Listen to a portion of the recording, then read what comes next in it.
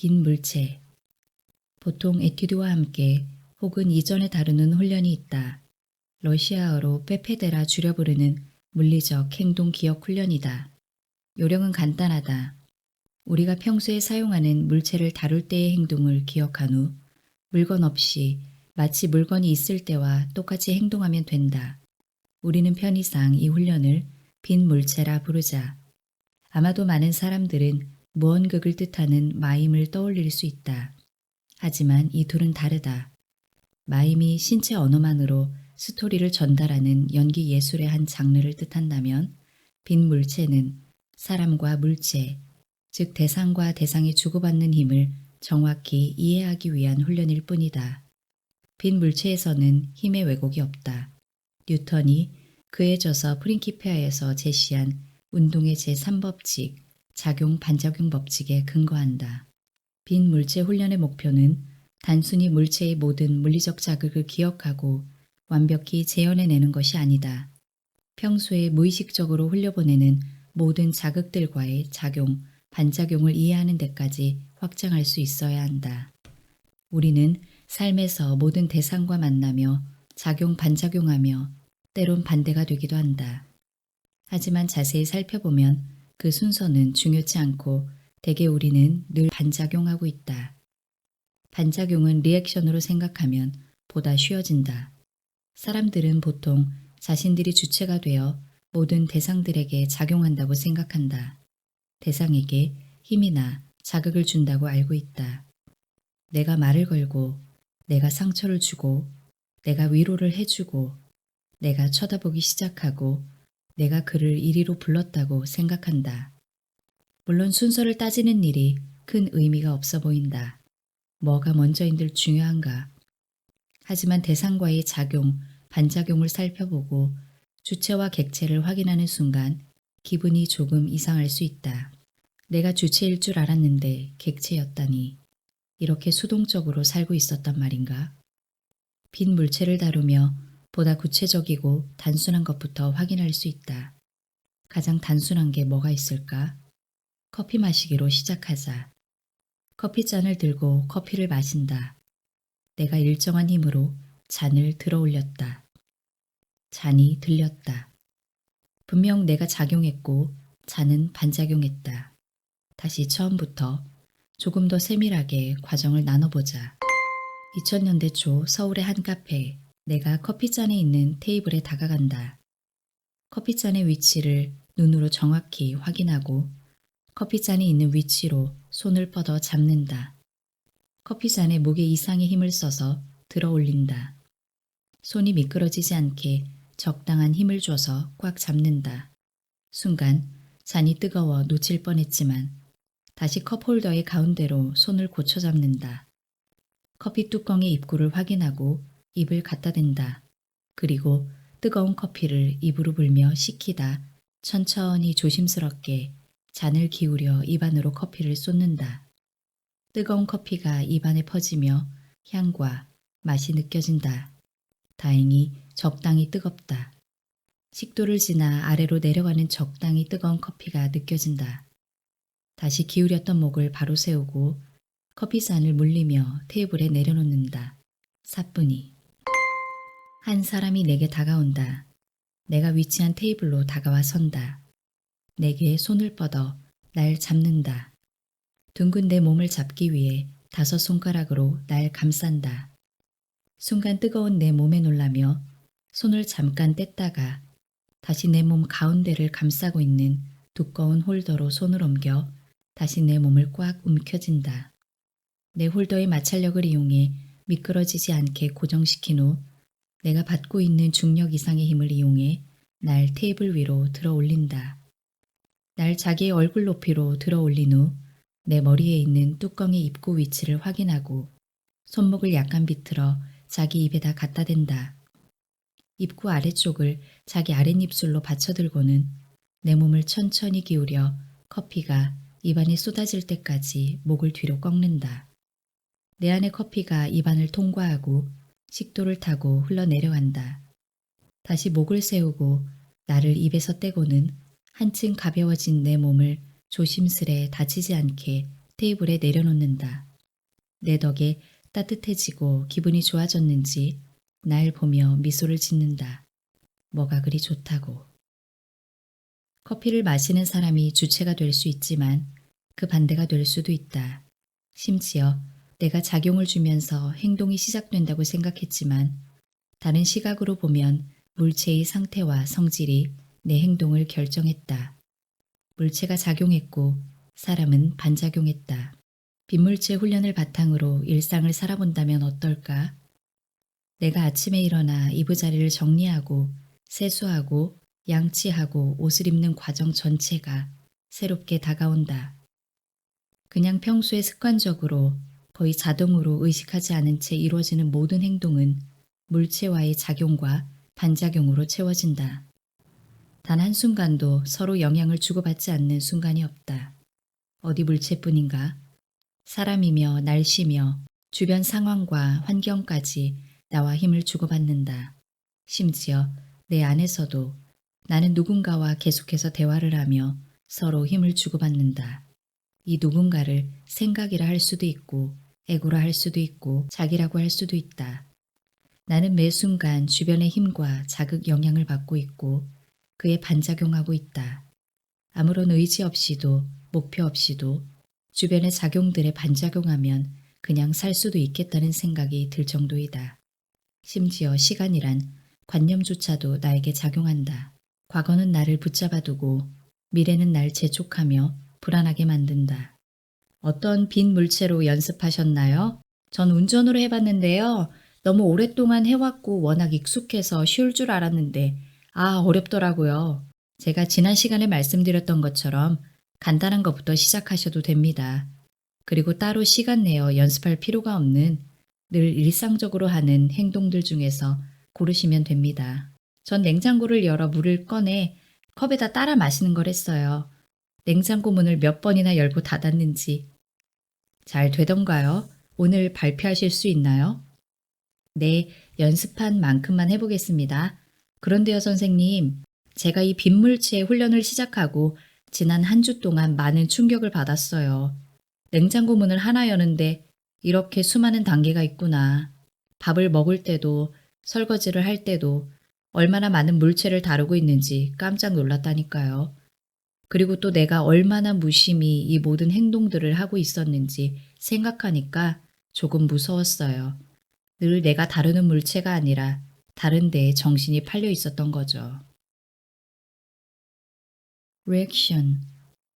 빈물체 훈련의 작용, 반작용의 원리는 그 대상이 물체가 아니어도 똑같이 적용된다. 보통 사람 사이의 작용과 반작용은 액션과 리액션으로 바꿔 이해할 수 있다. 내가 상대방을 밀면 상대방은 밀리거나 버티거나 혹은 오히려 반격을 할 수도 있다. 때로 나는 그냥 가만히 앉아 있는데 상대방이 내게 다가와 날 자극한다. 시비를 걸고 있다. 어떻게 할까 잠시 고민하다 그냥 계속 가만히 있는 리액션을 취했다. 무대나 영화에서 보여지는 배우의 연기는 액션과 리액션을 가득 차 있다. 대사를 던지고 대사를 받고 다시 되던지고 발차기를 하면 피하고 사랑을 고백하면 그 고백을 받아주고 때론 거절하고 하지만 가만히 배우들의 연기를 관찰해보면 비중이 많은 주연 배우들은 액션이 아니라 리액션이 주를 이룬다는 것을 알아차릴 수 있다. 수많은 주변의 자극과 액션들이 주인공을 향해 던져지고 주인공은 그 수많은 액션들에 리액션 하다 보면 어느새 이야기는 끝이 난다. 리액션들의 합은 해피엔딩이 되기도 하고 새드엔딩이 되기도 한다. 하지만 관객들에게 결과가 크게 중요하지 않다. 그 과정에 관심을 가진다. 결과는 해피엔딩과 새드엔딩 이 두 가지지만 그 과정은 무수히 많고 다양하다. 2000년대 초 모스크바 어느 극장의 무대. 나도 당신께 진심으로 뭔가를 주고 싶어요. 하지만 그 선물은 진실한 실체가 있어야 합니다. 당신의 목소리는 절박한 것처럼 보이지만 진짜 마음은 숨기고 있어요. 나를 한번 믿어봐요. 원하는 게 뭔지 정확히 말해주세요. 내가 할 수 있는 건 뭐든지 다 할 테니까. Stop. 사랑하는 우리 친구는 지금 어디 있나요? 제 사무실에 있어요. 누구와 있죠? 제 의뢰인과 함께 있습니다. 그런데 왜 혼자 연기하고 있어요? 왜 상대방의 액션을 받지 않고 혼자서 생각해낸 연기를 하고 있나요? 상대방을 보지도 듣지도 않고 준비된 대사만을 하는 것은 아무런 의미가 없습니다. 보고 듣고 리액션 하세요. 여기 지금의 상대방에게 집중하세요. 그러면 연기를 하지 않아도 저절로 연기가 됩니다. 관성. 관성은 물체가 원래의 운동 상태를 유지하려는 성질을 말한다. 사람의 습관도 관성을 가지며 변화를 거부한다. 그 사람의 습관을 변화시키기 위한 설득의 과정은 쉽지 않다. 만약 어렵게 설득이 된다 해도 완전히 변화하는 데까지 시간이 걸린다. 배우는 물리적이든 심리적이든 변화의 시작부터 완전한 변화에 이르기까지의 과정을 의식적으로 알아차려야 한다. 한 사람이 길을 걷다가 우연히 지인을 길에서 마주치는 상황. 길을 걸어가는 사람은 머릿속이 복잡하고 바쁘다. 1시간 안에 디자인 시안을 수정해서 의뢰인에게 보내야 한다. 서둘러 나오다 노트북을 두고 나왔다. 설상가상으로 버스에서 졸다가 두 정거장을 지나쳤다. 서둘러 집으로 걸어간다. 순간 옆을 스쳐가는 사람이 얼굴이 눈에 들어오지만 중요하지 않다. 이미 머릿속에서 수정 작업이 진행 중이다. 글자와 배경의 명암 차이가 문제이다. 명암을. 그런데 방금 저 사람은 거래처 사장님인데 글자의 크기를 잠깐 걸음을 멈추기 위해 속도를 줄인다. 뇌에서 멈추라고 명령을 내렸지만 내 두 다리는 완전히 멈출 때까지 5걸음이나 더 걸었다. 뒤돌아서며 사장님! 만약 위의 상황을 무대 위에서 자연스럽게 반복하기 위해 우리는 누군가를 만난다는 사실을 알지만 몰라야 한다. 그러기 위해 순간에 집중해야 한다. 머릿속에서 바쁘게 작업이 이루어져야 하고 이 작업이 정말 중요하기 때문에 제 시간에 꼭 마무리해야 한다는 생각을 실제로 해야 한다. 누군가를 만난다는 사실이 떠오를 틈을 주면 안 된다. 하지만 이 생각만을 가진 초보 배우의 연기는 부자연스럽다. 분명히 열심히 생각 중이지만 사장님을 본 순간 모든 것이 무너진다. 바로 고개를 돌려 재빨리 사장님을 불러버린다. 몸이 자동적으로 반응했다. 분명 순간에 집중했는데도 말이다. 초보 배우의 몸은 누구에게나 똑같이 적용되는 관성의 법칙을 정확히 이해하지 못했기 때문이다. 관성은 몸과 마음 모두에게 적용되는 법칙이다. 2000년대 초 모스크바의 한 강연장. 오늘은 제가 여러분들께 배우 연기술의 비밀 하나를 알려드리겠습니다. 제가 영화와 드라마 작업을 얼마나 많이 하는지가 이 비밀의 가치를 증명하고 있죠. 여러분들은 오늘 이 비밀을 알고 나면 배우들의 연기가 다시 보일 겁니다. 그리고 얘기하겠죠. 뭐야, 별거 아니잖아. 네, 오늘 제가 소개할 이 비밀은 정말 별거 아니고 이미 모두가 알고 있는 물리법칙입니다. 고전 역학의 관성의 법칙입니다. 간단한 예를 들어보죠. 제가 통화를 하는 중에 누군가 급하게 들어와 소리칩니다. 사장님, 큰일 났습니다. 시급한 만큼 제가 무슨 일이야? 하고 바로 받아치면 연기가 망해버립니다. 왜죠? 이렇게 심각한 얼굴로 소리치는데 연기의 진정성이 문제가 아닙니다. 기술의 문제죠. 통화 중인 내용을 마무리 지으며 대답해야 합니다. 그러니까 당신이 무슨 일이야? 아니, 당신한테 한 말이 아니야. 잠깐만, 내가 다시 전화할게. 무슨 일인데? 진행되는 행동의 관성을 이해해야 합니다. 하던 행동이 일순간 마무리가 되고 곧바로 집중이 전환된다면 이미 연기를 준비하고 있었단 얘기입니다. 이해가 오나요? 그럼 관성의 법칙을 어떻게 연습할 수 있나요? 굉장히 진지한 학생이군요. 이해합니다. 저도 그랬으니까. 삶에서의 관성의 법칙을 연습할 필요는 없죠. 너무나 자연스러운 자연의 법칙이니까.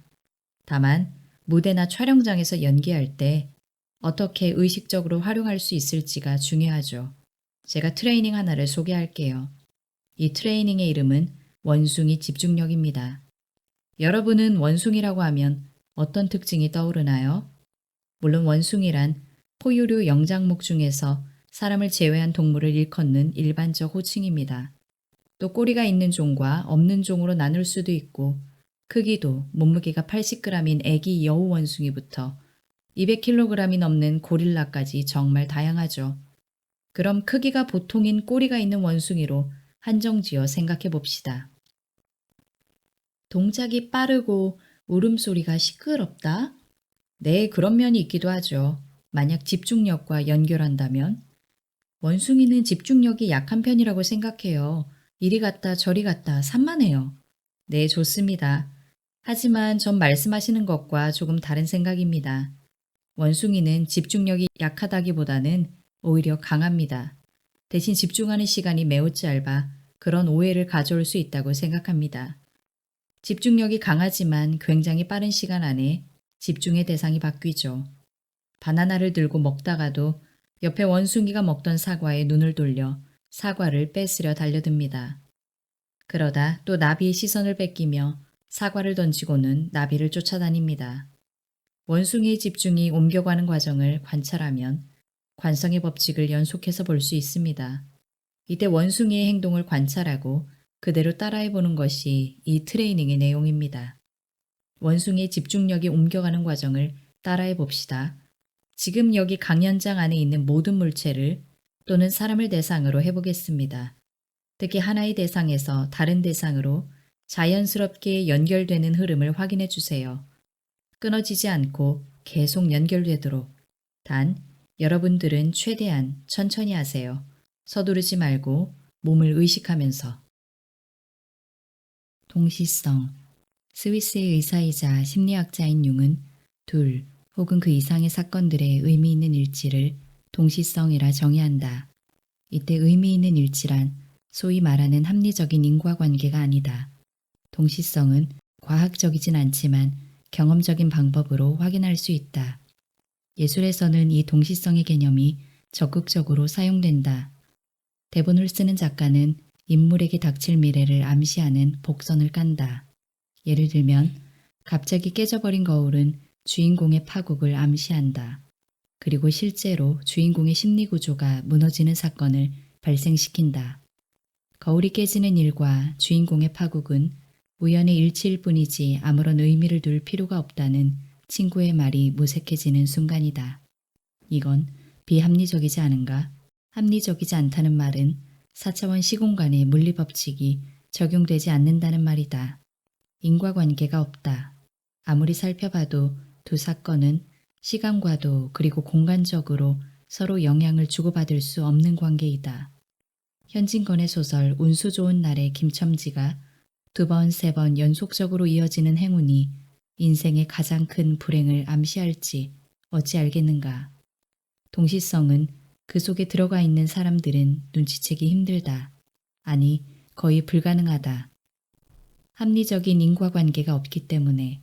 하지만 그 밖에서 그와 그에게 일어나는 동시적인 사건을 바라보는 관객과 독자와 그리고 작가는 이미 알고 있다.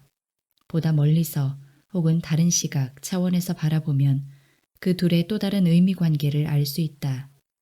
2차원에 살고 있는 개미들은 3차원의 사람들이 자신들을 관찰한다는 사실을 전혀 인지할 수 없다.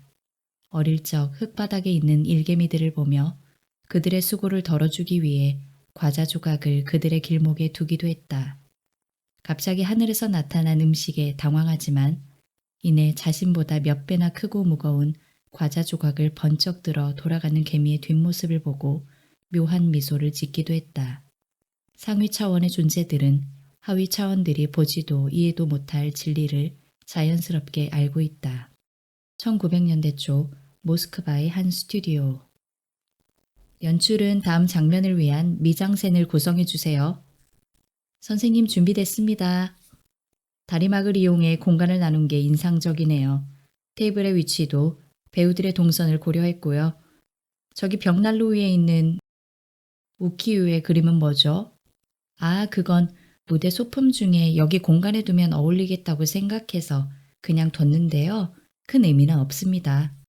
요즘 유행하는 우키우에가 가지는 의미를 전혀 이해하지 못하고 있네요. 화가들과 소설가들이 이 그림을 수집하는 이유도 당연히 모르겠군요.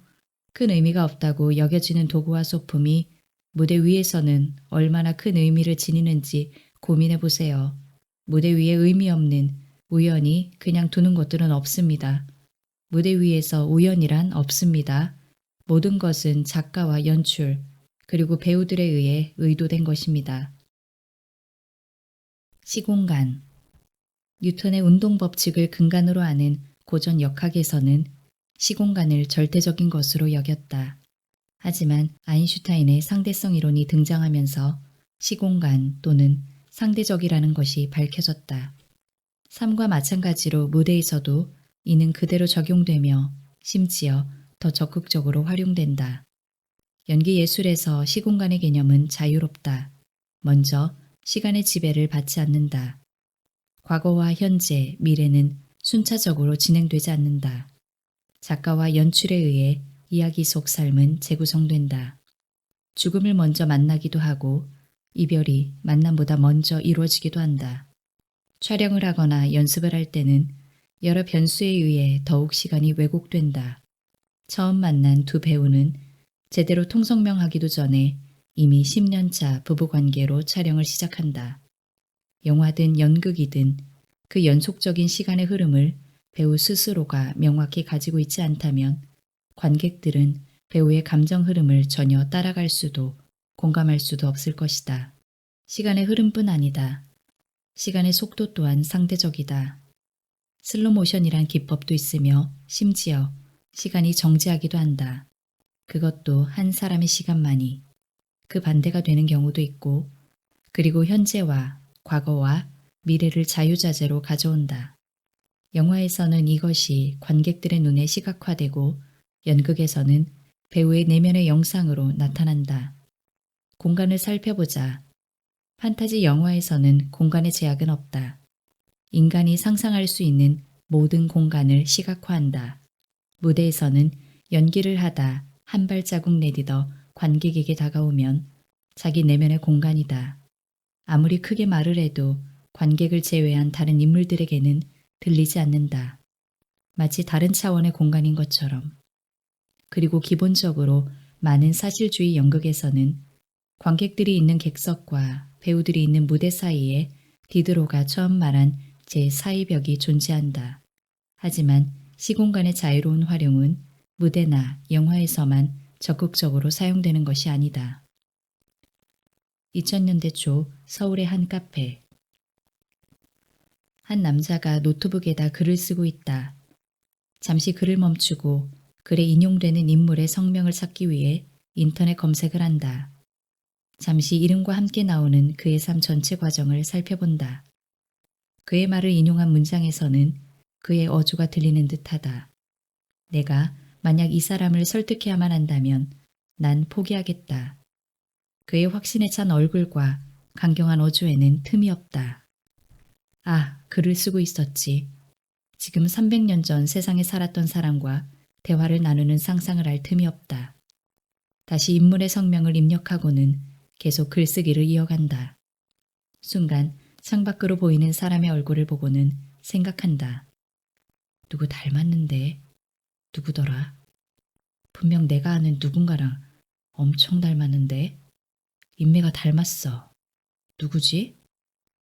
한참 고민하는 중에 갑자기 강한 빗소리가 들린다. 이상하다. 날씨가 맑은데 어디서 빗소리가 들리는 거지? 아, 시끄러운 카페의 소음으로부터 날 보호하고 글쓰기의 집중력을 높이기 위한 백색 소음인 음원을 듣고 있었다. 빗소리가 참 좋네. 다음 주 영국에는 비가 올까? 영국은 비가 와도 운치 있겠지. 그래도 목요일 스카이가든 갈 때는 비가 안 왔으면 좋겠다. 멀리까지 시야가 탁 트이게.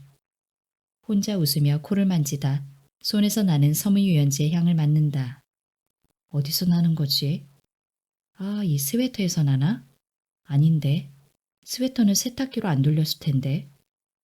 갑자기 생각이 집으로 가서 어제 빨래 돌렸던 상황으로 돌아간다. 나는 생각을 타고 모든 시공간에 다닌다. MA 체홉. 미하일 체홉은 사실주의 연극에 더 이상 흥미를 느끼지 못했다. 모두가 사실주의, 더 나아가 자연주의 연극만이 진리라 외치며 삶을 연극으로 똑같이 담아내기 위해 열을 올렸다. 1900년대 초 모스크바 시내의 한 극장. 몇 살이야? 6살이요. 이제 다 컸네. 무대 위로 올라와 봐. 어때? 진짜 집 같지? 여기 수도를 틀면 물도 나와. 여기 전등도 켤 수 있고. 한번 해봐. 네, 아저씨. 어때? 근사하지? 근데 왜 집안에 또 집을 만들어요? 예술은 삶과 닮았지만 그와는 다른 무언가를 담지 않으면 안 된다고 생각했다.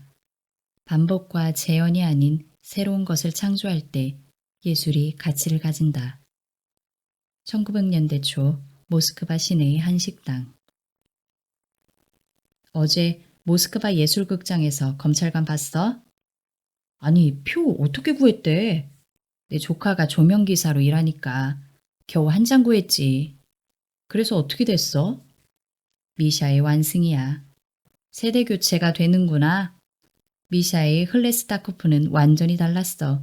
손에 닿는 물건마다 다 망가져버리는 거야. 그가 절망할수록 우리는 행복해졌어.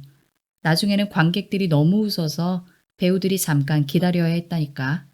지금까지 한 번도 못 본 새로운 홀레스타코프였어. 배우는 신체 훈련뿐 아니라 심리 훈련을 가져야 한다. 하지만 심리 훈련이 이전처럼 단순히 삶의 경험과 기억에만 의지한다면 너무 제한적이다. 자신만의 상상을 통해 무의식에 접근해야 하며 무의식을 다룰 수 있다면 연기의 재료는 무궁무진해진다. 어떻게 하면 배우의 추상적인 상상을 다룰 수 있을까? 아르바트 거리를 걷고 체홉은 머릿속이 복잡하다. 상상을 다룰 수 있고 또 접근하기 위한 실제적인 방법이 필요하다고 생각한다. 생각에 잠겨 길을 걷던 체홉의 눈에 좌판에 깔려있던 책 한 권이 눈에 띈다. 몇 발자국 더 걷던 체홉은 발걸음을 멈춘다. 뒤돌아 책이 있는 좌판으로 다가간다. 어떻게 초감각적 세계의 인식을 획득할 것인가? 체홉은 슈타이너의 서적들을 연구했으며 독일에서 그의 강연을 듣고 확신했다. 체홉은 새로운 방향성을 찾았다. 그때부터 자신만의 메소드인 심리적 제스처를 만들기까지 긴 여정이 시작된다. 오이리트미. 오이리트미는 슈타이너가 만든 예술활동으로 아름다운 리듬이란 의미를 가지고 있다. 슈타이너는 고대의 언어는 말과 동작이 동시에 이루어지는 형태를 띠고 있다고 얘기한다.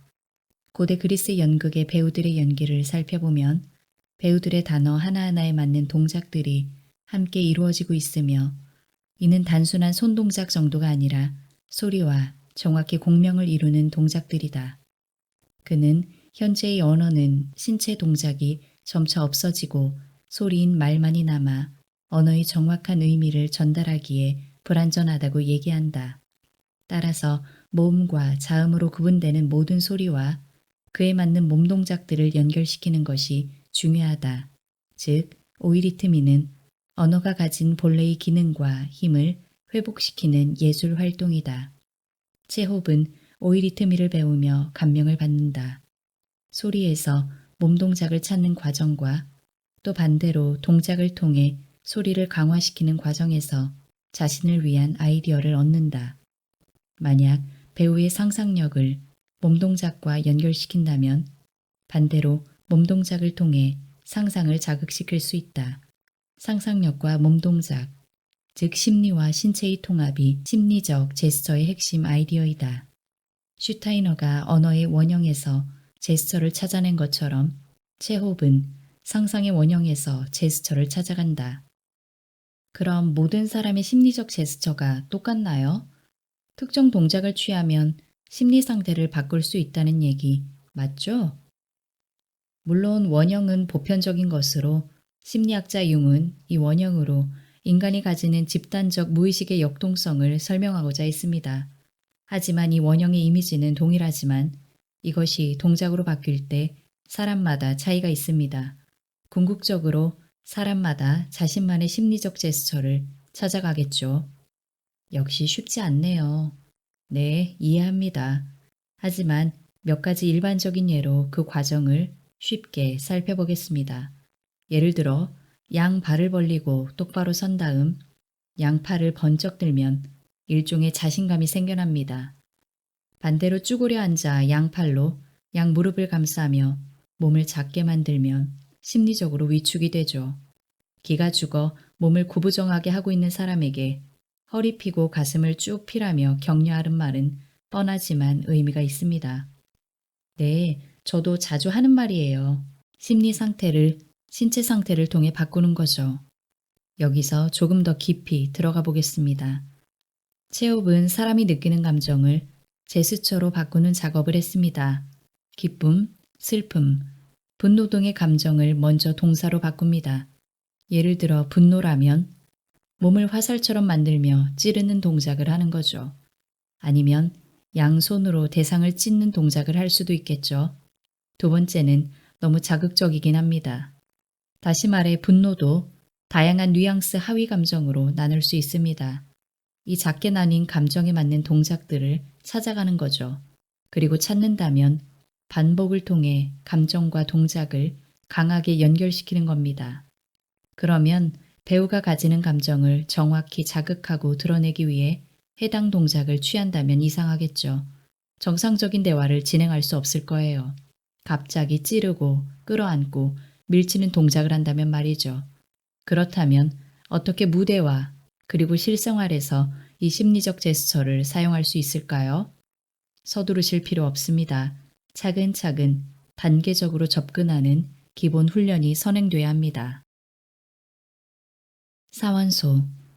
체업은 본인의 저서에서 스타니슬랍스키의 시스템이 연기자를 교육하는 고등학교 과정이라면 나의 연기 테크닉은 대학 과정이다 라고 적는다.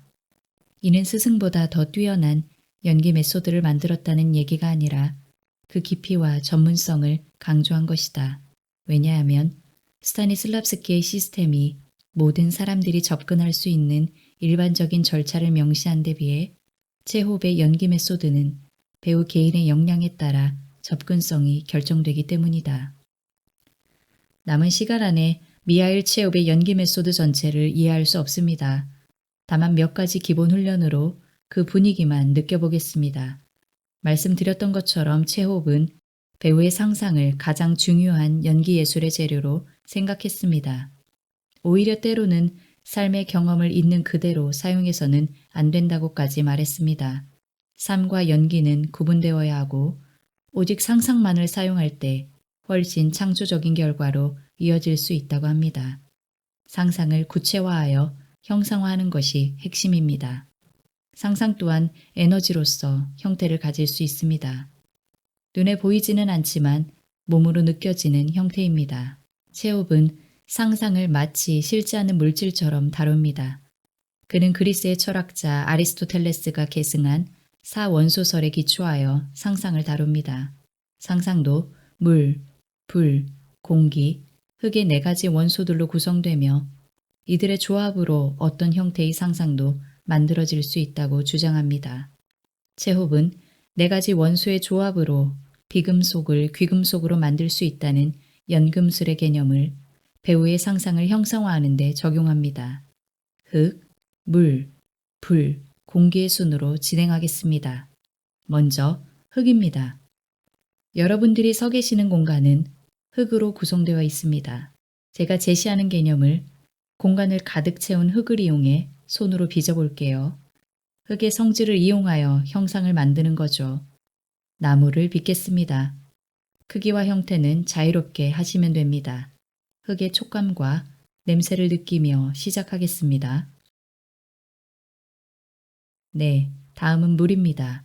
마찬가지로 여러분이 계시는 이 공간이 물로 가득 차 있습니다. 지금부터 집중해서 물의 성질인 흐름을 느껴보겠습니다. 오감으로 물을 느끼며 천천히 움직이시면 됩니다. 작은 흐름도 놓치지 마세요. 네, 다음은 불입니다. 불의 성질에는 뭐가 있죠? 뜨거움이요. 네, 맞습니다.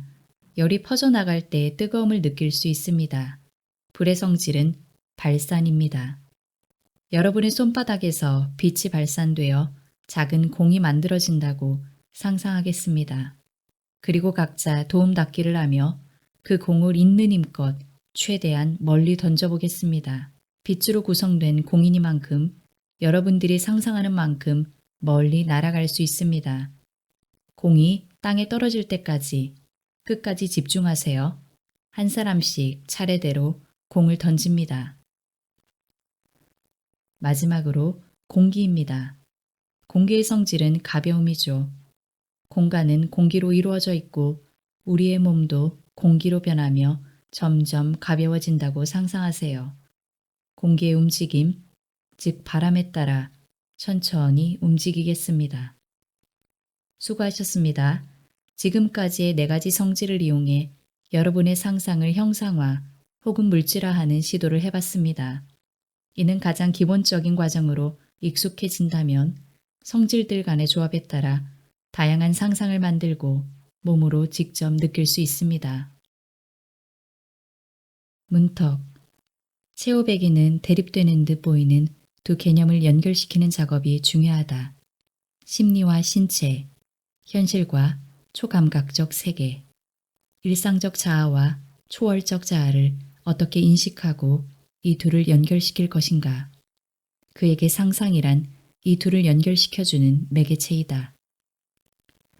지난번 심리 제스처에 대한 원리에 대해 얘기했습니다. 더 심도 있게 다루기 전에 마무리가 됐죠. 오늘도 다시 심리적 제스처로 가기 위한 기본 개념과 훈련을 다루겠습니다. 언제쯤 본격적으로 다룰 수 있을까요? 확실한 건 이번 학기엔 힘들다는 겁니다. 그래도 실망 마세요. 어렵고 중요할수록 서두르지 않아야 합니다. 오늘 다룰 훈련은 문턱 넘기입니다. 미하일 체홉의 연기 메소드에서 가장 기본이 되는 훈련 중 하나죠. 여러분 문턱 아시죠? 네, 그럼요. 문의 턱, 문지방이죠. 네, 맞습니다. 문턱은 하나의 공간에서 다른 공간으로 넘어가는 경계선이기도 합니다. 지금 여러분 앞쪽에 가상의 문턱이 있습니다. 문턱 안의 공간은 내가 있는 현실이고 문턱 너머는 미지의 상상의 공간입니다. 지금부터 천천히 문턱을 넘어 상상의 공간으로 들어가는 겁니다. 준비됐나요? 집중과 이완의 상태를 확인하고 천천히 문턱을 넘겠습니다. 문턱을 넘는 순간 달라지는 모든 것을 몸으로 느끼세요. 예를 들면 공기의 질이 다를 수도 있겠죠. 오감을 활용해서 상상의 공간을 느끼겠습니다. 그 공간을 천천히 둘러보세요. 네, 다시 상상의 공간에서 문턱을 넘어 현실의 공간으로 돌아오겠습니다. 문턱을 넘어오는 순간에도 달라지는 두 공간의 차이를 느끼셔야 합니다. 네, 좋습니다. 어떤 공간들이 있었나요? 전 미술관으로 들어갔는데요. 재미있는 건 그림을 보다가 또다시 그 그림 속으로 들어갔어요. 전 백일몽을 꾼 것 같아요. 분명히 깨어 있었는데 안개가 낀 길을 걷다가 뭔가 갈색빛이 나는 물체가 휙 지나갔어요. 그래서 그걸 날아서 따라갔어요. 근데 가까이서 보니까 어떤 남자분이더라고요. 처음 보는. 전 강가에서 어릴 적 동네 친구와 놀다가요.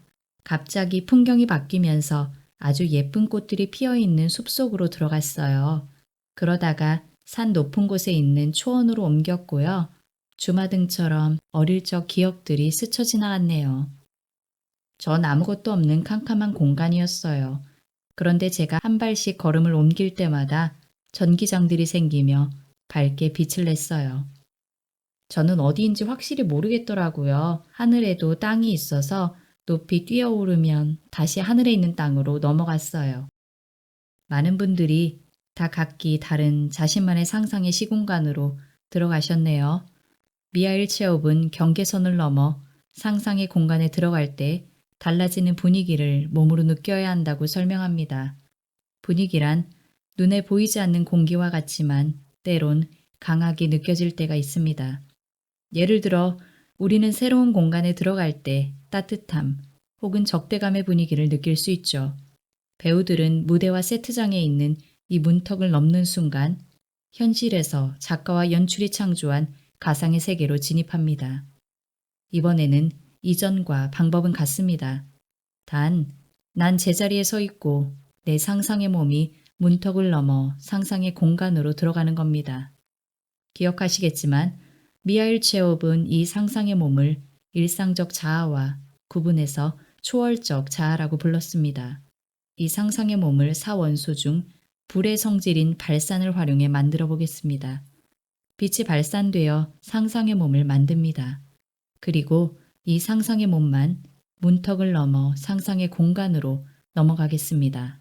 말씀하셨던 것처럼 상상의 몸으로 들어갈 때 이전보다 물리적인 제약이 덜하다는 걸 확인할 수 있었네요. 심리적 제스처.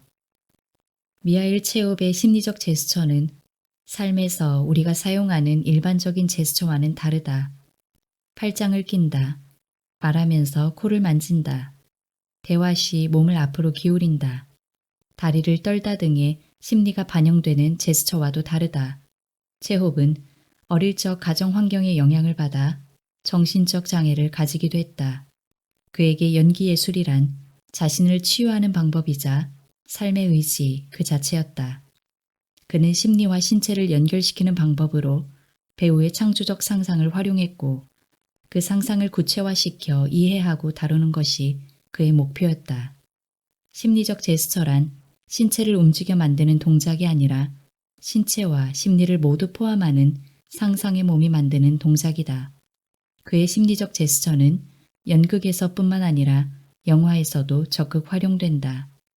영화에서 작은 크기의 샷에서도 별 움직임 없이 배우의 감정이 관객에게 잘 전달된다면 그 배우는 의식적으로 혹은 무의식적으로 정확한 심리적 제스처를 취하고 있다. 눈빛이라는 단어로 많은 것들을 설명합니다. 그 사람 눈빛 봤어? 와, 장난 아니더라. 나를 잡아먹을 것처럼 노려보더라니까. 그 사람이 그냥 쳐다만 보는데도 마음이 편해졌어요. 눈빛이 참 따뜻했어요. 이때 이 눈빛은 분명 형태가 보이지 않음에도 상대방에게 정확히 전달됩니다. 상대방은 몸으로 느낄 수 있죠. 상대방을 세게 밀거나 부드럽게 안아주는 심리적 제스처가 존재할 때 눈빛은 명확해집니다.